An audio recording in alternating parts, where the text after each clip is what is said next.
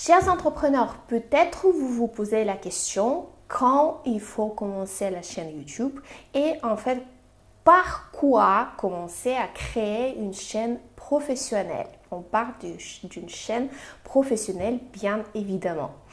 Donc quand on commence à tourner des vidéos du coup, et moi je peux vous dire maintenant, commencez maintenant parce que si vous ne le faites pas maintenant, vos concurrents vont le faire.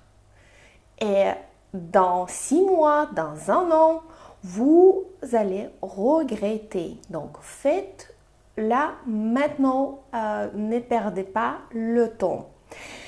Alors, important, quand vous commencez votre chaîne YouTube, bien évidemment, vous travaillez votre public cible, vous travaillez votre plan contenu. Tout ça, il y a sur mon site. Vous pouvez voir ces workshops et avancer à création de votre chaîne YouTube. Mais aussi, il faut savoir, il faut que vous mettez les points de contrôle. Comme on dit, posez-vous la question, qu'est-ce que ça va se passer quand je vais avoir les 100 vues et quand je veux avoir les 100 vues, quand je veux avoir 1000 vues et quand je veux avoir 10 000 vues et qu'est-ce que je vais faire si je vais avoir 10 000 vues, donc 10 000 personnes qui vont voir ma vidéo et 1 million de personnes. Peut-être imaginez que vous créez la vidéo qui va exploser et qui va être comme un virus que les gens vont le partager et vous allez avoir beaucoup de vues, donc 1 million ou 100 000 vues. Qu'est-ce que vous allez faire? Réfléchissez par rapport à ça aussi. En sachant que tout dépend de votre niche, de votre thème. Si vous vendez par exemple des peintures acryliques, vous ne pouvez pas avoir 1 million de vues. C'est évidemment, c'est irréel. Et donc, il y a juste pas beaucoup de gens, pas 1 million de gens qui vont s'intéresser tout de suite à peinture par rapport à une peinture acrylique pendant 1 mois. Soyez adéquate, on est d'accord. Ou si vous êtes une esthéticienne par exemple sur Lyon et votre cible c'est des Lyonnaises, combien de Lyonnaises vont regarder votre vidéo? Soyez adéquate comme j'ai dit, mais mettez ces points de contrôle quand même. Mettez-vous deadline pour vos vidéos. Quand vous voulez diffuser 10 vidéos, ok, on commence. C'est les objectifs clairs que vous vous donniez. Donc 10 vidéos, dans combien? Dans 2 semaines, dans 1 mois, dans 2 mois. Quand vous allez avoir 100 vidéos sur votre chaîne, est-ce que vous allez attendre 2 ans pour avoir 100 vidéos sur votre chaîne? Étape très longue. Ou peut-être vous décidez d'avoir 100 vidéos dans 6 mois. Comptez combien de vidéos par semaine vous devez mettre pour avoir 100 vidéos dans 6 mois. Ou quand vous allez avoir 1000 vidéos sur votre chaîne. Donc 1000 possibilités d'attirer vos clients.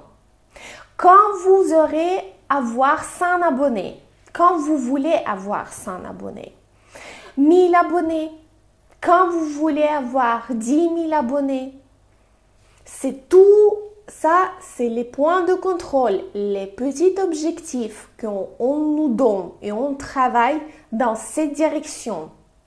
Le résultat doit être mesurable. Les ventes, combien de ventes vous voulez faire grâce à votre chaîne YouTube, c'est les résultats mesurables. C'est pas comme si j'ai créé une chaîne et on verra comment ça se passe. Je me dis ça à l'époque et ça ne marche pas, c'est pas efficace, je veux dire. Oui, on verra, mais au bon moment, tu t'arrêtes et tu te poses la question, je vais où ça? Qu'est-ce que je fais? Et du coup, donc, c'est très important de mettre les objectifs. Le résultat doit être mesurable. Les points de contrôle pour que vous compreniez combien je vais gagner, combien vous allez faire les consultations, vendre les produits, vendre vos services, combien clients vous allez recevoir via votre chaîne YouTube. Vous devez vous dire, dans 2 mois, je veux avoir 50 clients qui viennent via ma chaîne YouTube. Et regardez après, comment je suis par rapport à cet objectif.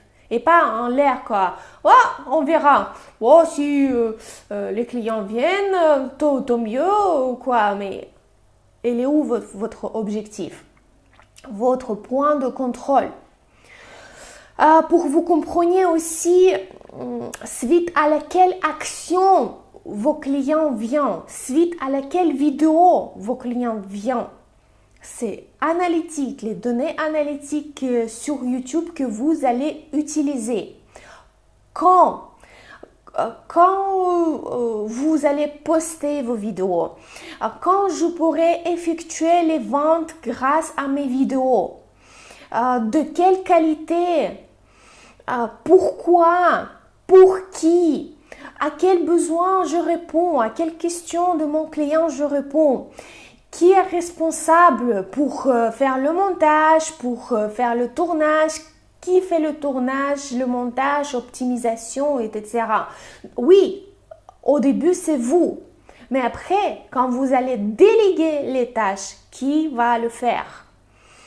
Mettez tout ça sur une feuille ou un document électronique comme vous voulez, mais mettez les objectifs concernant votre chaîne YouTube.